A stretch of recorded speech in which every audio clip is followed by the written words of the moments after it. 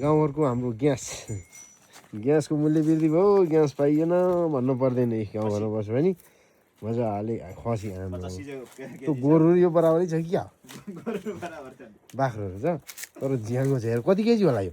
30 KG भन्नु माथि। 30 केजीभन्दा माथि मोटो चाहिँ मोटो छ यो। जिउँदै जो नि त होला 50-60 केजी बढी छ होला। गाउँ फाल्या छन् यी हाम्रो कान्छी हेलो भने हालतिर यता गोरु एउटा गोरु पाल्दै हुनु रहेछ त अझै पनि। यो पाडोवाला 1 वर्षको पाडोवाला भैँसी पाडो पनि ठुलै भएर रहेछ। भैँसी भए 2टा भैँसी पाल्नु रहेछ। केरा उफाले छन् गाउँ फाले छन्। एक टोइलेट गोठको पछाडि यतापट्टि हिँड्छु त। ठिक छ ल।